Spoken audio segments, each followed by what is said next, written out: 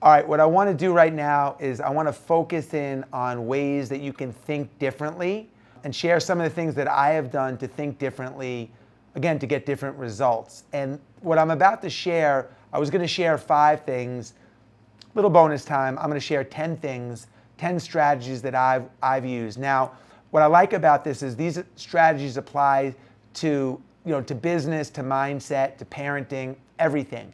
I really believe they apply to everything. So there'll be little nuggets here that everyone can apply to your own journey. Let's dive into it. So these are things that I do to help me get more creative, think differently, break away from normal thinking, innovate, and really help me navigate the tough waters out there. So the first thing is I ask myself a very simple question. I'd like you all to do this as well. When I come into situations where I'm not sure which way to go or whatever, I ask myself this: would I recommend myself as fill in the blank? Would I recommend myself as a dad? Would I recommend myself as a business partner? Would I recommend myself as a training partner if I'm training with a friend, a workout partner? Would I recommend myself as a son when I'm thinking about my relationship with my mom? So ask yourself, would you recommend yourself as, and fill in the blank? And if the answer is no, why? It's a really powerful question to get a really honest answer and take really honest inventory. Are you a good employee? Would you recommend yourself as an employee? Would you recommend yourself as a boss? Number 2, this is a great strategy too. And this is going to break the mold a little bit about how you think. The reason why people don't finish, one reason, ultra marathons and goals in general, is because when they go through a hard time, or maybe in a marathon or an ultra marathon at mile 40, they have blisters and they're tired and they're fatigued, or maybe you have writer's block if you're an author or whatever, that person thinks that they're going to be in that spot forever, and they quit. And the person that is equally suffering, the competitor, or equally blocked, they keep going. And after a while, all of a sudden, they get momentum, or they feel a little bit better, or they get an idea, and then they keep going, and then they finish. They're able to break through the reality that, like, I'm not in this place forever. This is a moment in time. What they did is they expected the pain. You have to expect the pain. When I had a Marquis Jet, my sales reps used to come in after meetings, and they would say to me, I would say all the time, how'd the meeting go? One by one, they would say the same, oh, they beat me up on price. They beat me up on competition. And I'd be like, what'd you expect? You're a sales rep. Your job is to sell. They're a customer. Their job is to push back. What did you expect?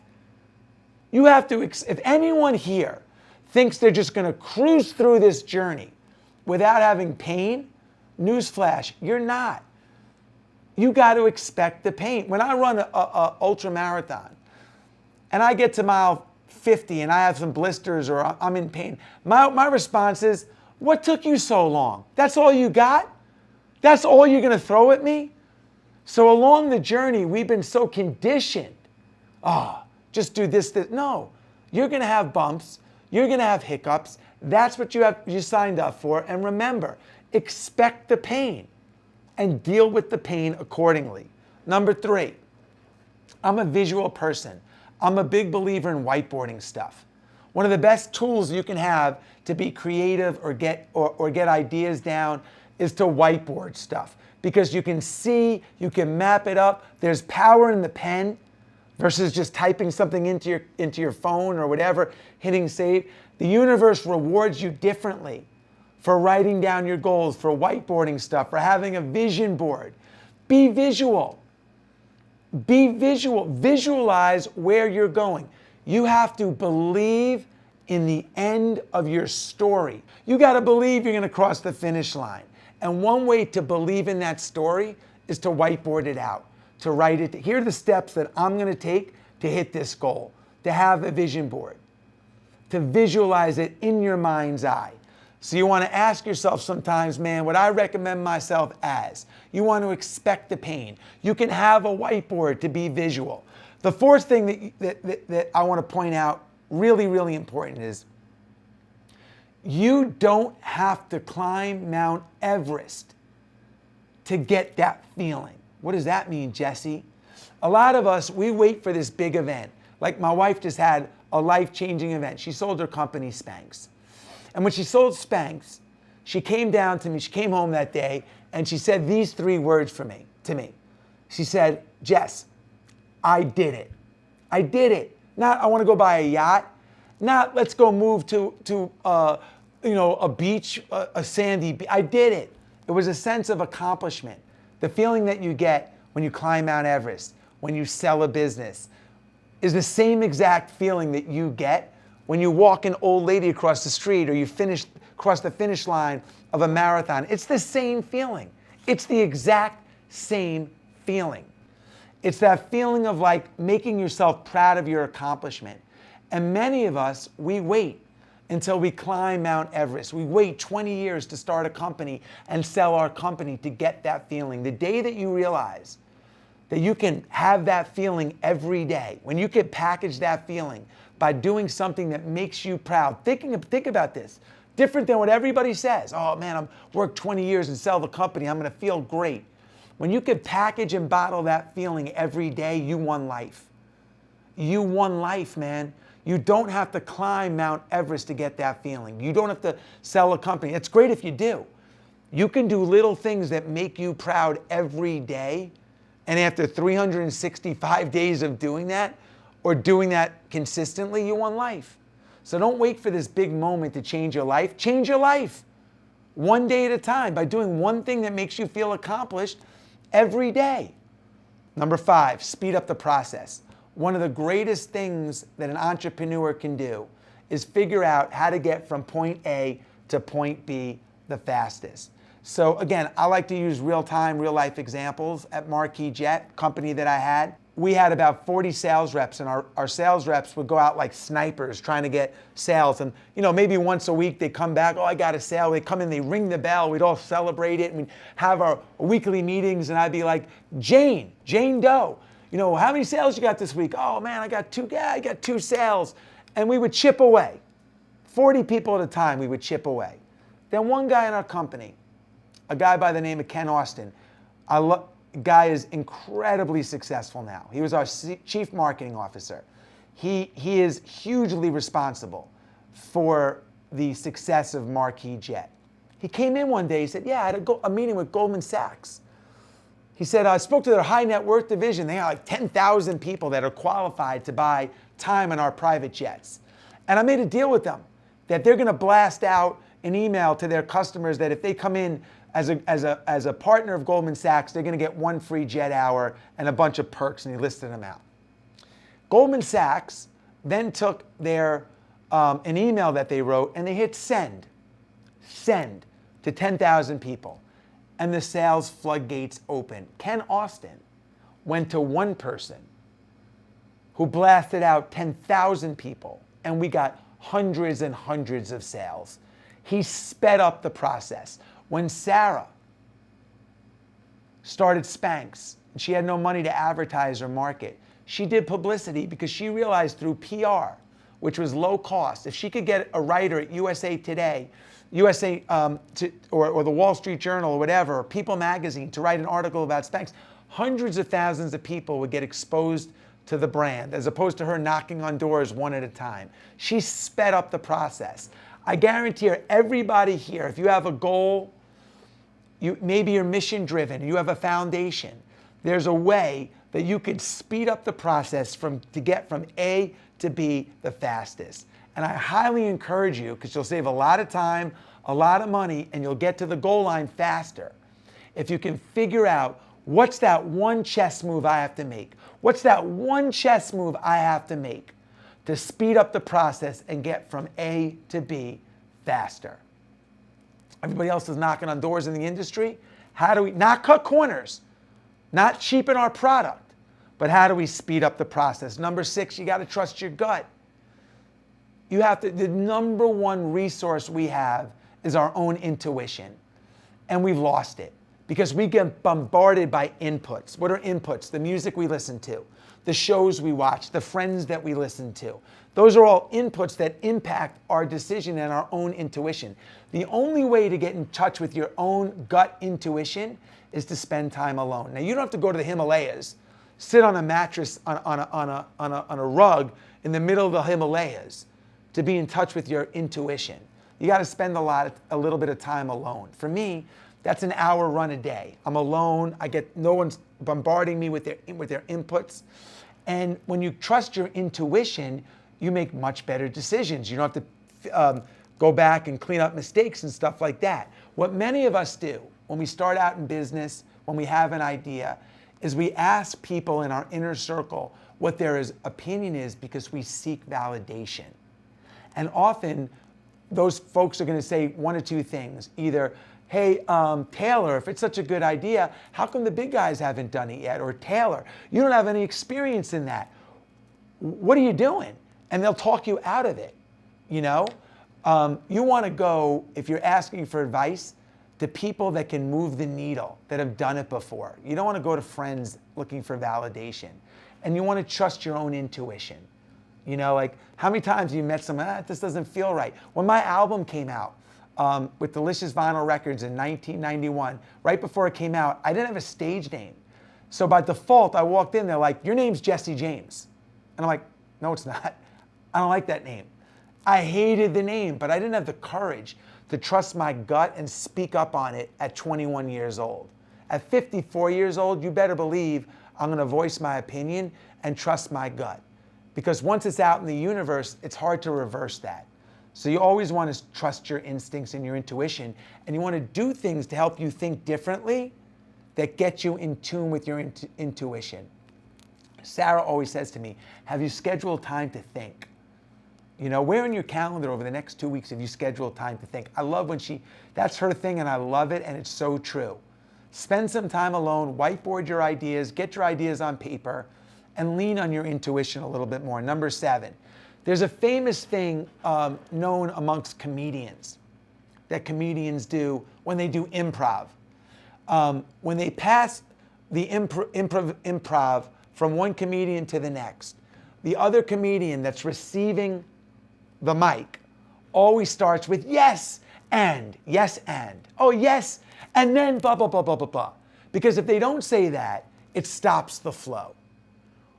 Who in your life are you surrounding yourself with? Are you surrounding yourself with people that are yes and? Oh, I'm going to run a 100-mile race. Yes, and that's amazing, man. Or are you surrounding your people with a 100-mile race? You can't. How are you going to do that? How are you going to do that? Who's in your inner circle? Do you have yes and people? Are you a yes and person to others? Are you encouraging people? Or are you blocking them? Oh, you don't have enough experience. We don't come from money. You can't do that. Surround yourself and be a yes and person. It opens up a whole new universe of what you think you're capable of. Number 8, declutter and simplify. How are you going to think creatively when you're surrounded by clutter? When you walk into a closet, there's a million things and blah, blah, blah. One of the greatest gifts you can give yourself is decluttering, simplifying. What do the elders do? When you go to your parents or your grandparents for advice, I consider that elders, older than you. When people get older, you go to them because they're wise. They have all this experience. They give great advice. They've been there before. What's the most common theme that elderly people and older people and retired people have when they get older? Do they go and buy mansions and yachts? No, they downsize. They simplify. The wisest people that have been to the highest summits simplify. So why are we overloading ourselves with inputs and all these different things and complicating our lives? You want to declutter. Declutter your inbox. You know what I did recently? I had 10,000 emails or something. I took this finger, I went to the delete all button, and I went, pop! And you know what happened? Nothing.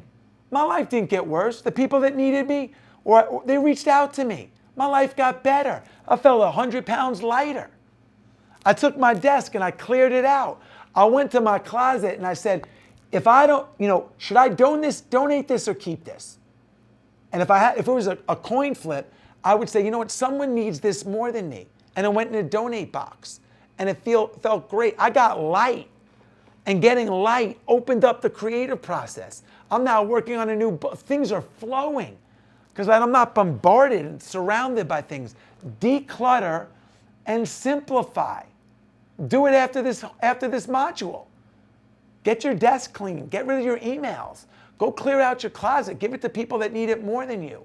Get light, man. Get light. Number 9, operate with a little less structure. There's a ton of research, if you have children, that children are overscheduled.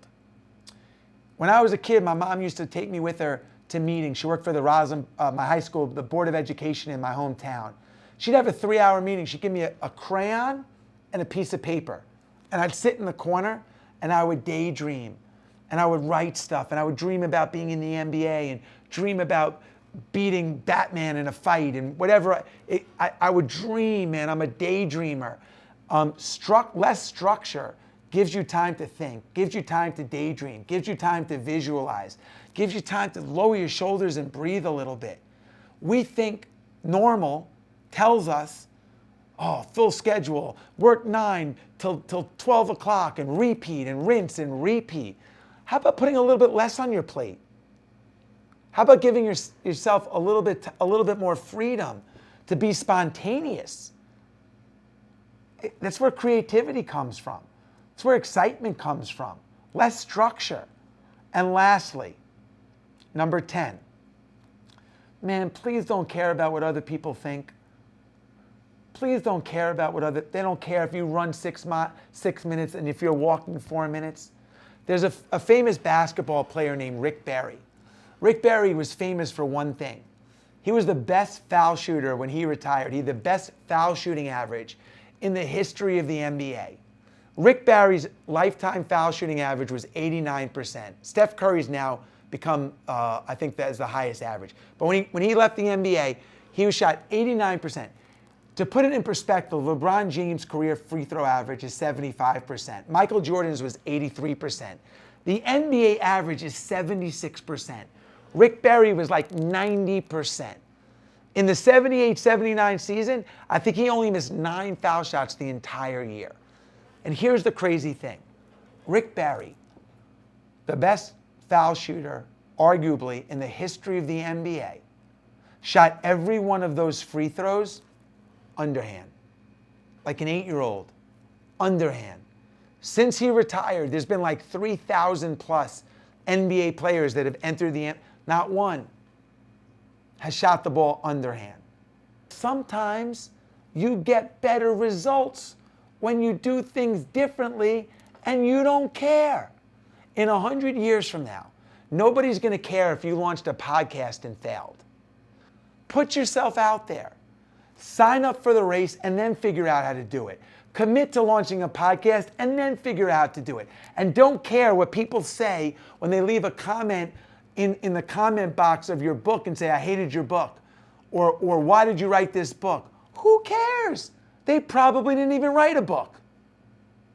So those are 10 things. What I recommend myself as. Expect the pain. Whiteboard things. You don't have to climb Mount Everest to get that feeling. Speed up the process. How do we get from A to B the fastest? Trust your gut. Don't only seek validation. Trust your instinct. Yes and. Yes and. Declutter and simplify. Operate with a little bit less structure. And don't care what people think. And if all 10 of those things aren't on your wish list or on your to-do list, maybe there's 2 or 3 things that you can incorporate into your life to help you think differently, break away from the norm, and be a little bit more creative.